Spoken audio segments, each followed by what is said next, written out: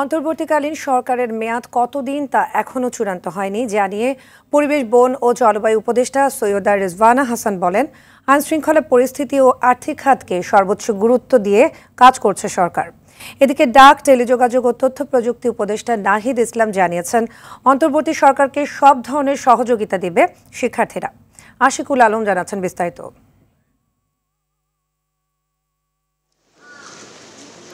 রাজধানীর রাষ্ট্রীয় অতিথি ভবন যমুনায় বৈঠকে বসেন অন্তর্বর্তীকালীন সরকারে শপথ নেয়া উপদেষ্টারা।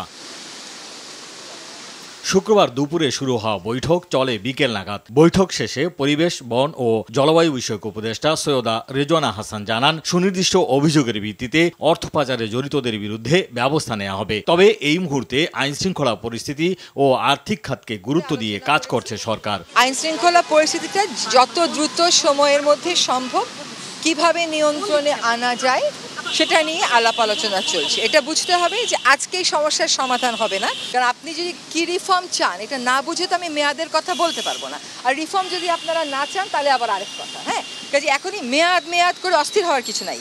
আমরা সকলেই গণতান্ত্রিক দেশে একটা যাতে যাত্রা শুরু করতে পারি সেটার প্রস্তুতির জন্যই তো এই অন্তর্বর্তীকালীন সরকার।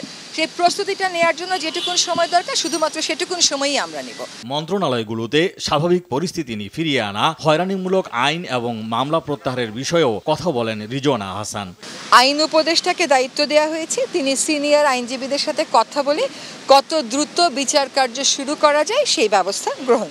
আইসিটি আর ডিজিটাল সিকিউরিটি অ্যাক্ট বাতিল হলেও ওগুলোর অধীনে অনেকের শাস্তি হয়েছে বা অনেকে জেলে আছে, অনেকের বিরুদ্ধে মামলা চলছে। স্বাধীন মত প্রকাশের বিরুদ্ধে ব্যবহৃত হতে পারবে না বা বিরোধী মত দমনে ব্যবহৃত হতে পারবে না, সেটা নিয়েও পরবর্তীতে আলাপ আলোচনা করা। আমরা ওইটা নিশ্চিত করব যে প্রত্যেকটা গুলির আমরা বিচার চাইব এবং এটা যেন আর না হয়। সেই রিফর্মের জন্য ওইরকমই একটা স্বচ্ছ অন্তর্ভুক্তিমূলক বিচারের আমরা প্রত্যয় ব্যক্ত করেছি। ডাক, টেলিযোগাযোগ ও তথ্য প্রযুক্তি উপদেষ্টা মোহাম্মদ নাহিদ ইসলাম জানান, ছাত্রদের পক্ষ থেকে অন্তর্বর্তী সরকারকে সব ধরনের সহযোগিতা করবেন তারা। বাংলাদেশের সিস্টেম ভেঙে পড়েছে অনেকখানি, সেটাকে গড়ে তোলা সম্ভব যদি প্রশাসনের সাথে নাগরিক বা সিভিলিয়ান যারা ছাত্র নাগরিক তারা যাতে সমান্তরালে যদি একসাথে কাজ করে, সেটা আইন শৃঙ্খলা থেকে শুরু করে সর্বক্ষেত্রে, তাহলে খুব দ্রুত সময়ের মধ্যে আমাদের যে চ্যালেঞ্জগুলো বা যে সমস্যাগুলো আমরা দেখছি সেগুলো মোকাবেলা করে উতরে ওঠা সম্ভব।